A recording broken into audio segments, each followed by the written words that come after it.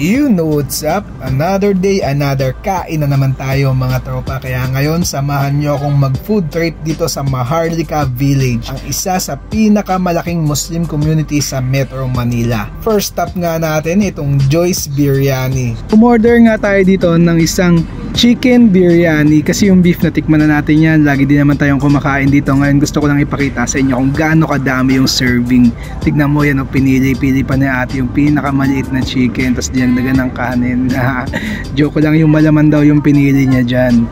You know what's up? Another day, another food trip, at nandito tayo ngayon sa Joyce Biryani. Kita mo naman, 75 pesos lang, may chicken biryani ka na, may beef biryani din silang available. Pero ang binili natin ngayon, chicken biryani kasi madami pa tayong kakainan. Tikman natin.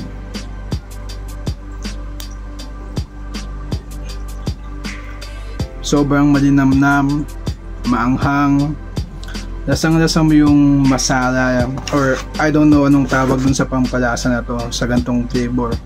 Lasang-lasa mo.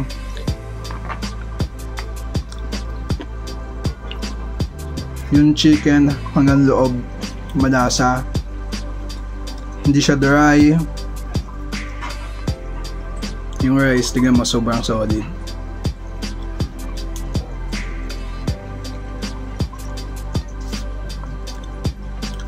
Halos pandalawang tao na siya. Padagdag na lang kayo ng extra chicken. Punta na tayo sa next location. Let's go. Next stop, Maharlika Food Street. Yun nga ang kanilang pangalan, at madami silang binibenta dito na iba't ibang klaseng pagkain. Nag-o-offer sila ng pizza, biryani, inasal, etc. At ngayon in-order natin itong V-Pizza. Tikman nga natin yan, slow motion mo na yan. Let's go! Wow, sarap!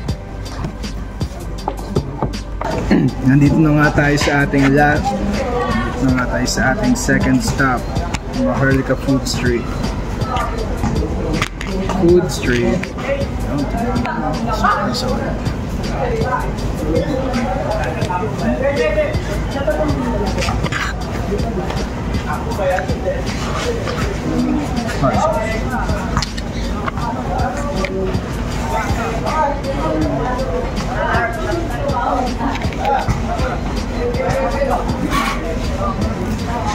Sarap na ito. Cheesy, meaty, solid. 280 pesos.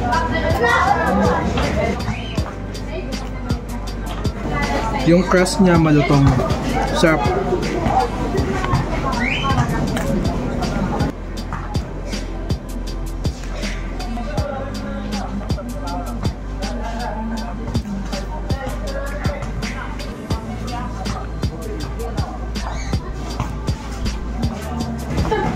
Sulit na siya sa 280 pesos.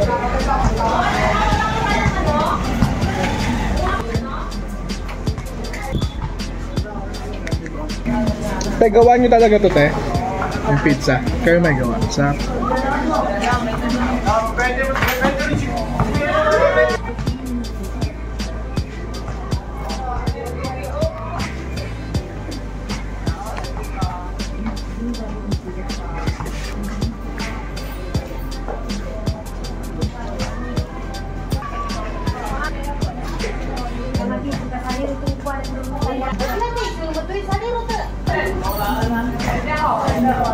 panalo, 9/10.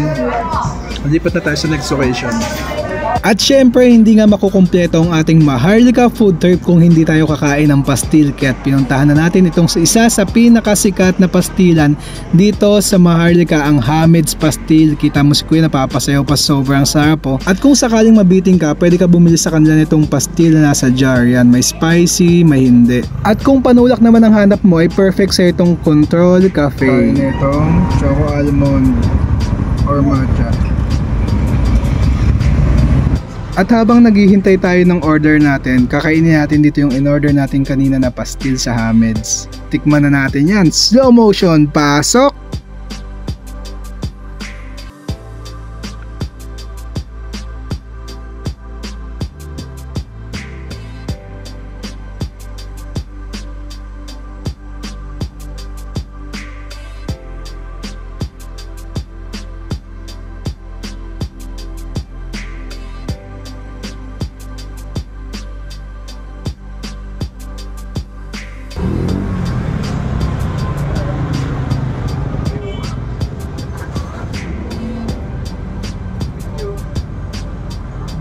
Ayan, at dumating na nga yung order natin. Tikman natin yan. Panalo yan guys. Yung ganyang kalaki, 69 pesos siya. Pero may mas maliit dyan, 59 pesos ata yun.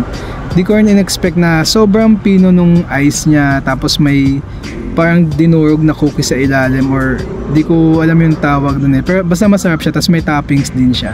Yun. Ilalagay ko nga pala yung mga address dito ng mga kinainan ko para kung sakaling matarpan nyo din umikot sa Maharlika ay mapuntahan nyo.